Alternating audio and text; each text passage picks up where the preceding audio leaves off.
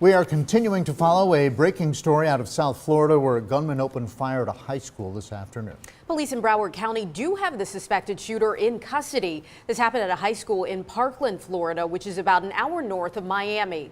We want to give you a live look right now at the scene where all of this is unfolding. You can see all of those emergency vehicles, police there as they respond to this incident. The sheriff's office reports numerous fatalities with at least 14 people hurt. More details are coming in. Lindsay Ward joins us now in the studio with the latest. Lindsay. Well, Brittany and John, we know the shooting happened in this area of the campus. It's called the Freshman Building. It's a three-story building that's relatively new and is located near the senior lot. Students say the standalone building would be hard to get out of if there was a shooting. The shots started shortly before the end of the school day. Students say a fire alarm was pulled minutes before they heard the shots. But as soon as the fire alarm got pulled, and kids were evacuating, I heard 5 pops. And I was like, that's not a drill. Kids were freaking out. Some kids froze. Some kids were on their phones. A lot were on their phones just trying to Snapchat everything because they thought it was a joke and it wasn't. The suspect ran away and was caught by police a few minutes later. Police are not releasing the name of the 18-year-old, but they say he was not currently a student there. More details are coming to light as police continue to investigate, and we will be bringing you the very latest throughout the rest of our 90 minutes of news and throughout the night, as well as online at WSLS.com. In the studio, Lindsay Ward, 10 News, working for you.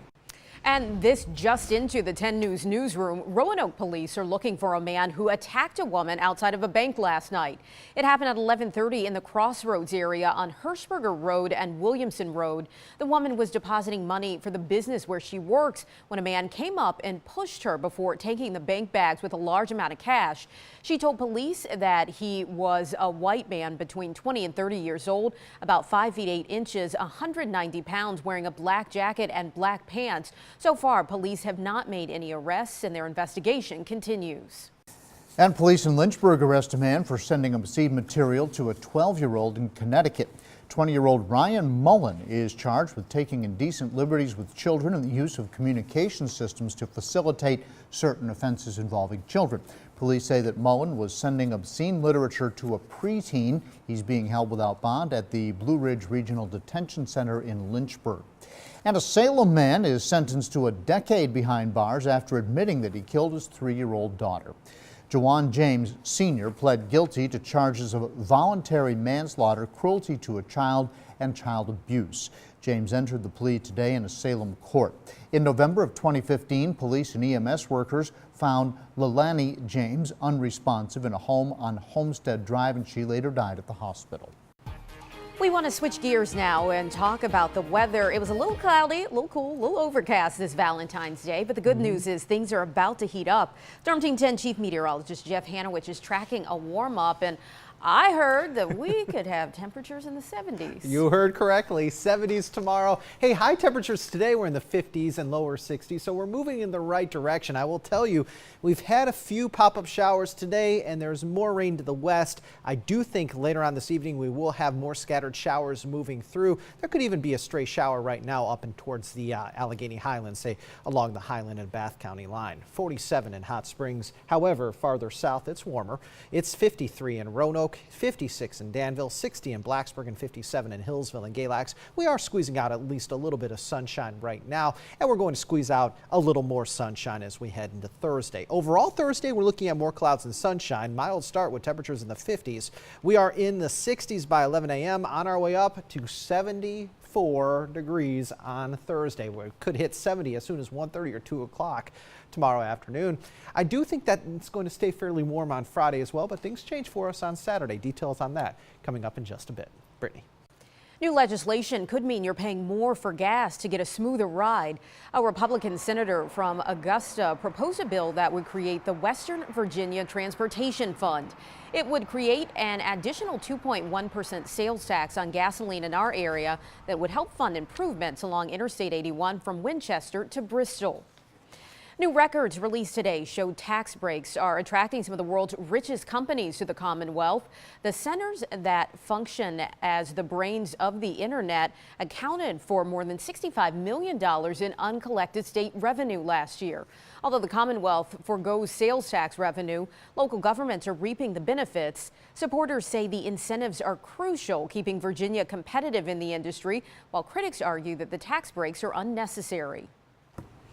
The Hokies are back on the hardwood, aiming for another upset after taking a big 60-61 overtime win against rival Virginia. Yeah, Virginia Tech is in Durham tonight. We know what that means. It's a big-time ACC matchup.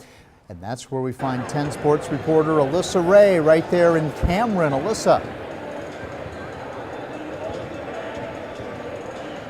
Happy Valentine's Day from Cameron Indoor Stadium, where the Hokies have a date with the number 12 ranked Blue Devils tonight. Of course, Virginia Tech coming off that major win over then ranked number 2 Virginia on Saturday. But the game tonight is the start of a tough stretch in their schedule. Everybody's beating up everybody. And so we just started a very difficult stretch. I think we played 3 of the top 15 teams in the country over a 10-day period. So thankful for the start. We'll have to be very mature in how we handle it going forward. Still a long time to go. I know that sounds like a coach, but that's what it is. Now, Cameron Indoor Stadium is not an easy place to play. The Blue Devils only have 1 home loss this season, and that was to Virginia. Live in Durham, Alyssa Ray, 10 Sports. Well, the winter weather roller coaster continues, but we get to enjoy the warmth for at least a little while. Storm Team 10 Chief Meteorologist Jeff Hanowich will have a full look at your forecast coming up. But first, here's a look at how stocks of local interest finish an up day on Wall Street.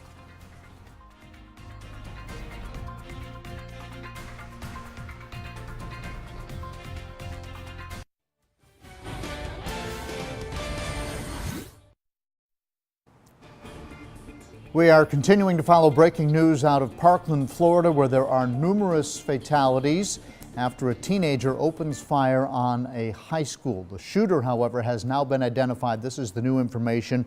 18-year-old Nicholas Cruz is the person police say was not a current student there, but was the shooter. Right now, we know at least 14 people are injured, but police have not released a concrete number on the fatalities. The highest number I've heard confirmed is 2. We will continue to get more details about this incident. Please stay with 10 News on air and online for the very latest.